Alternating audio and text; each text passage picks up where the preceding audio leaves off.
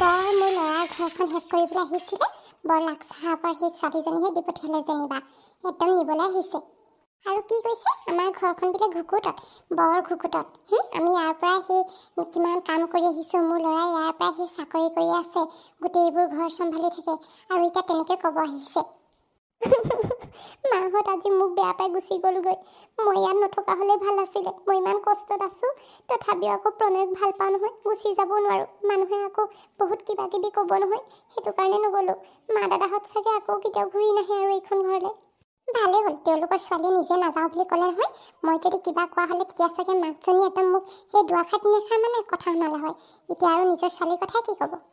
এতিয়া মই মাহঁতক চাব বিচাৰিলে চাব নাপাম চাগে। কোনোদিন তেওঁলোকৰ সৈতে মোৰ দেখা দেখি নহ'ব আৰু। মই ফোন কৰিলেও জানো তেওঁলোকে ৰিচিভ কৰিব। মোৰ আকৌ নাম্বাৰটো চেঞ্জ কৰি দিলোঁ নহয় ইয়ালৈ বিয়া সোমাই। মা দাদাহঁত আহিছিল, ইমান ভাল লাগিছিল, কিন্তু এইদৰে যে তেওঁলোকে মোক নিব আহিব মই ভবাই নাছিলোঁ। আচলতে এই সকলোবোৰ বৰে প্ৰি প্লেনিং হয়।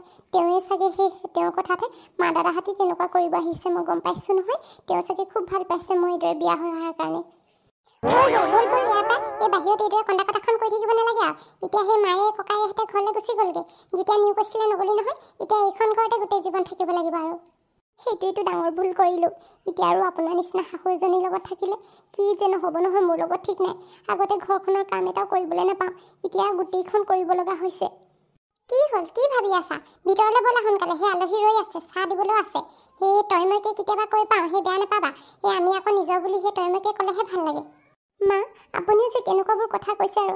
আজি মোৰ মা দাদাহঁত আহিছিলে, তেওঁলোকে মোক বেয়া পাই গুচি গ'লগৈ, আৰু এতিয়া মই কান্দিব নোৱাৰোঁনে? তেওঁলোকৰ কাৰণে মই অলপ সময় বাটো চাব নোৱাৰোঁনে? কি ক'লা তুমি? বাট চাইছা? তোমালোকৰ মা দাদাহঁত গ'ল আৰু নাহে উভতি। এতিয়া তুমি এইখন ঘৰতে মোৰ লগতে থাকিব লাগিব, মোৰ বোৱাৰী হিচাপে। এতিয়া আৰু এইখন ঘৰৰে বোৱাৰী হয়, নাক কান নেকাটিবা আৰু। এতিয়া ঘৰলৈ ঘূৰি যোৱাৰ কথা ভুলতো নাভাবিবা। হ'ব মা, এইবিলাক আপুনি মোক ক'ব নালাগে।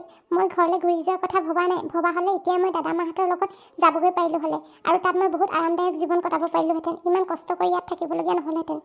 কি ক'লা তুমি? কি কষ্ট পাইছা ইয়াত? সেই চাহকণ বনাব দিওঁতে, তামোলটো কাটিব দিওঁতে ইমান কষ্ট পাইছানে? আগতে আমি বোৱাৰী হৈ থাকোঁতে আমিও এইবিলাক কৰিছিলোঁ। এতিয়া আৰু এইখিনি কৰিব পাৰোঁতে কষ্ট হৈছে বুলি ক'লে নহ'ব নহয়। তোমালোকৰ ঘৰত কি তোমালোকৰ বৌয়ে নকৰে নেকি এইবিলাক কাম? নে তাইও সেই শাহুৱেকৰ ওপৰতে সকলোবোৰ এৰি দিয়ে? হ'ব, আপুনি যিবোৰ ক'ব নালাগে। আপুনি মোৰ ঘৰৰ বিষয়ে একো নাজানে। আপোনাৰ ইয়াত ঘৰত যিটো পৰিৱেশ, আমাৰ ঘৰত চাগে তেনেকুৱা পৰিৱেশ কেতিয়াও নহয়। হ'ব, তোমাৰ ঘৰত কোনটো পৰিৱেশ তোমাৰ কথা বতৰাৰ পৰাই গম পাইছোঁ। বাকী আৰু একো নক'লেও হ'ব। বাইদেউ, কি হৈছে? ইমান হুলস্থুল যে। আমাৰ আকৌ ওলাই আহিবলৈ বেয়া লাগিল কিবা হৈছে বুলি। এই কথা ক'ব আহিছে। সেই খিৰিকীৰ ফালৰ পৰা জুমি চাই আছে, দেখিছোঁ নহয়। এতিয়া নজনা ভেকচন ধৰিব আহিছে। কি হ'ল বাইদেউ, কওক আকৌ। আৰু এই বোৱাৰীয়ে কেলৈ কান্দি আছেনো? তাই আকৌ নৌবোৱাৰীজনী এনেকৈ কান্দি থাকিলে ভাল নালাগে নহয় এইদৰে চোতালত।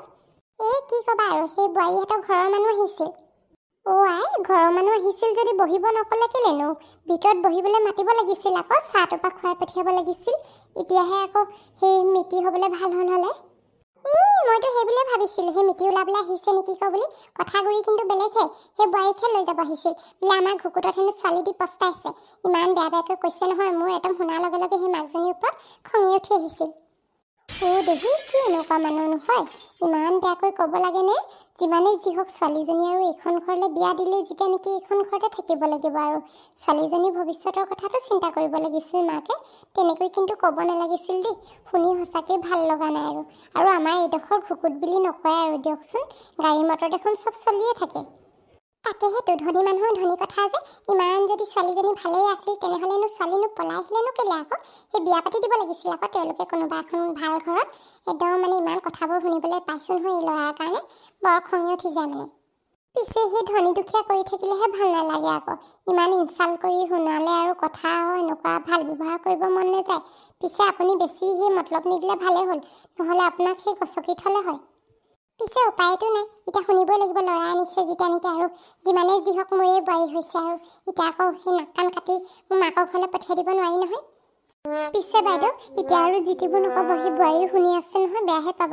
আকৌ নহ'লে মোকে ভাবিব এই খুৰীয়েনো কিবোৰ কথা লগাই আছে বুলি। সেই তাইও আকৌ কান্দি আছে নহয়, সেই তাইকো সেই মনে মনে থকাবহে লাগে।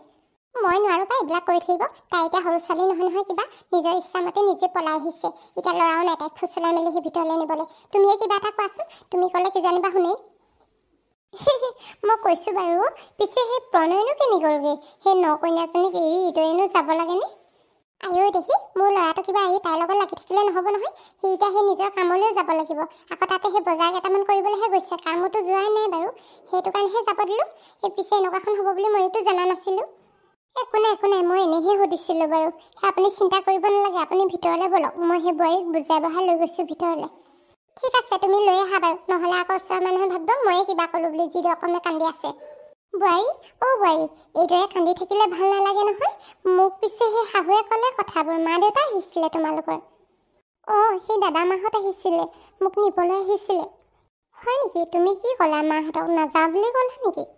আণ্টি, মাহঁতক মই নাযাওঁ বুলি ক'লোঁ। সেইটো কাৰণে মাহঁতে দুখ পাই গুচি গ'লগৈ। আৰু মই এইদৰে পলাই আহিলোঁ যে, মাহঁতে সপোনতো ভবা নাছিলে মই যে এইদৰে কাৰোবালৈ বিয়া সোমাই আহিম বুলি। ইছ ৰাম ৰাম, তুমি কিন্তু বৰ বেয়া কৰিলা দেই। তুমি মাহঁতৰ লগত উভতি যোৱা হ'লে ভাল আছিলে। এইখন ঘৰত তুমি এইজনী শাহুৰ লগত থাকিলে মৰিব লাগিব। যিখনহে কৰিব নহয় তোমাক পানী খুৱাব। কিন্তু এইবিলাক আপুনি কি কৈছে আণ্টি? মই নগ'লোঁ কাৰণ মই প্ৰণয়লৈ বিয়া হৈ আহিছোঁ। আৰু এইদৰে এই ছোৱালীজনী বিয়াৰ পিছদিনাখনে ঘৰলৈ গুচি গ'লে মানুহে কি ক'ব? সেইটো হয় বাৰু, ছোৱালী মানুহৰ সেইটোৱেই চিন্তা নহয় আকৌ। সমাজৰ ভয়, মানুহৰ ভয়, সমাজে কি বুলি ক'ব। পিছে থাকিলা ভালেই হ'ল দিয়া, ঘৰখনতো এই ছোৱালী এজনীৰ প্ৰয়োজন হৈ আছিল। কিন্তু মই তোমাক যিটো সঁচা সেইটোহে কৈছোঁ আৰু। তোমাৰ শাহুজনী বৰ ছাৰ হয় আকৌ। আমাৰ লগতে মিলিব নোৱাৰে, আমাকে কেনেকৈ কথাবোৰ কয়। সেইটো কাৰণেহে তোমাক কৈছিলোঁ। একো নাই, তেওঁ এনেও মোক একো ক'ব নোৱাৰে। মই কিবা ইমান শুনি থকা বিধৰ ছোৱালী নহয়। মই আজিৰ যুগৰ ছোৱালী। তেওঁ যদি মোক যিবোৰ কথা কৈ থাকে ময়ো তাৰ প্ৰশ্ন উত্তৰ সঠিক দিম। ঠিকেই কৈছা তুমি, বেছিকৈ শুনি নাথাকিবা। আগতে আমি আমাৰ শাহুহঁতৰ কথাবোৰ শুনি আছিলোঁ নহয় বেছিকৈ। এতিয়া আমাৰ কি গতি হৈছে, সেই মানে একো কথাই শাহুক নুসুধাকৈ কৰিবই নোৱাৰি। সেইটো কাৰণে কৈছোঁ, এতিয়াৰ পৰা বেছি কথাবোৰ নুশুনিবা। আৰু এটা কথা, এতিয়া এইদৰে বাহিৰত কান্দি থাকিব নালাগে, নহ'লে আকৌ তোমাৰ শাহুৱে আকৌ উৎপাতখন কৰিব। ব'লা এতিয়া ভিতৰলৈ। ঠিক আছে আণ্টি, আপুনি ব'লকচোন, মই গৈছোঁ। আহা, কন্দা কটাখন নকৰিবা আৰু চকু পানী মুচি লোৱা। এইদৰে নকইনাৰ চকুত চকু পানী ভাল নালাগে নহয়। এতিয়া তুমি হাঁহি ফূৰ্তিহে কৰি থাকিব লাগে। এতিয়া আৰু এইখন ঘৰত সেই সদায় হাংগামাবোৰ চাবলৈহে ভাল হ'ব। টিভি চিৰিয়েলৰ নিচিনাই হ'ব। এতিয়া দুইজনীকে উঠাই থৈ গৈছোঁ বাপেকে। ঘৰখনত কাজিয়া দেখিবলৈ পাম আৰু। ভণ্টি আজি কিন্তু ভাল নকৰিলে দেই। মাক এইদৰে দুখ লগাই পঠিয়ালে। মায়ে যে তাইক আজি লৈ আহিম বুলি ভাবিছিল, কিন্তু ভণ্টিৰ পৰা এনে উত্তৰ পাম বুলি কেতিয়াও আশা কৰা নাছিল। তাকেহেতো, তাই আগতে আমাৰ কথা নুশুনিলে, এতিয়ানো ক'ত শুনিব? আৰু তাই নিজে জানি বুজিয়ে পলাই গৈছে প্ৰণয়লৈ। ক'ত ঘূৰি আহিব তাই, তুমিয়ে কোৱাচোন? সেইটো হয় বাৰু, কিন্তু তাই যে ইমান ডাঙৰ ভুল কৰিছে নহয়, তাই নিজে অনুতপ্ত হোৱা নাই। ইমান ভিতৰখনত গৈ সোমালে, এতিয়া বাৰু তাই কি কৰিব? যিজনী ছোৱালীয়ে ঘৰত কাম এখনো কৰিব নাজানে, এতিয়া জানো তাই তাত চলিব পাৰিব? সেইটোৱেতো মাৰ, তাকেহে চিন্তা হৈছে এতিয়া তাই কি কৰিব বুলি। আৰু ল'ৰাটো ভাল হোৱা হ'লে বেলেগ কথা আছিল। গোটেই জীৱনটো বাৰু সেই ধুৰন্ধৰটোৰ লগত তাই কেনেদৰে কটাব? তাই যে গমেই পোৱা নাই, তাই যিটো ল'ৰাৰ লগত বিয়া হৈছে তাই বহুত ভাল বুলি ভাবিছে। কিন্তু পিছত যেতিয়া মুখা খোল খাব, তেতিয়ালৈ কিন্তু বহুত দেৰিয়ে হৈ যাব। সেইটো কাৰণেতো আমি মই ডিচাইড কৰিছিলোঁ তাইক লৈ আহোগৈ বুলি। কিন্তু তাই আকৌ নুশুনি নহয় কাৰো কথা, আমাকে শত্ৰু বুলি ভাবিছে তাইৰ ভাগৰ। যদিতো সেই প্ৰণয় বোলাটো পিছলৈ ভাল হৈ যায়, ভালেই হ'ব, নহ'লেহে কিন্তু বৰ দিগদাৰ হ'ব। সেই মালৈহে বেয়া লাগিছে, ইমান দুখ কৰি আছে নহয়। মায়ে ভাত পানী আজি একোকে খোৱা নাই। তুমি মাক ভাত খাব কৈছিলা নেকি? মানে সুধিব লাগিছিল। মই মাক ভাত খাব উঠনিয়ে সুধিলোঁ, কিন্তু মায়ে আজি ভাত নাখাওঁ বুলিয়ে ক'লে। দিনতো নাখালে। মই সেইটো কাৰণে চাহকে অকণমান দিছিলোঁ, চাহকণো নাখালে। মায়ো কি কাম কৰি আছে নহয়, এই ভণ্টিজনীয়েতো একো বুজি নাপায়। মায়ো এতিয়া অবুজন হৈ পৰিলে কেনেকৈ হৈ পৰিব বাৰু? আৰু মাৰ এনেও গাটো ভাল নাই। এতিয়া ভণ্টিৰ কথা চিন্তা কৰি থাকিলে তেওঁহে সেই হস্পিটেলত ভৰ্তি হ'ব লাগিব যেন পাইছোঁ। তুমিয়ে নহ'লে মাক সেই ভাতকেইটা খুৱাই চোৱা গৈছিল। তুমি ক'লে কি জানিবা খাবই, মই কোৱাৰ কাৰণে হয়তো নাখাবও পাৰে। মানে এনেই মনত দুখ কৰি আছে ন, নিজৰ ল'ৰাটোৰ ওচৰত থাকিলে বেছি ভাল পায়। কথাটো তুমি ঠিকেই কৈছা, ময়ে মাক কৈ চাওঁগৈ ৰখা। তুমি পিছে ভাত খালানে নাই খোৱা?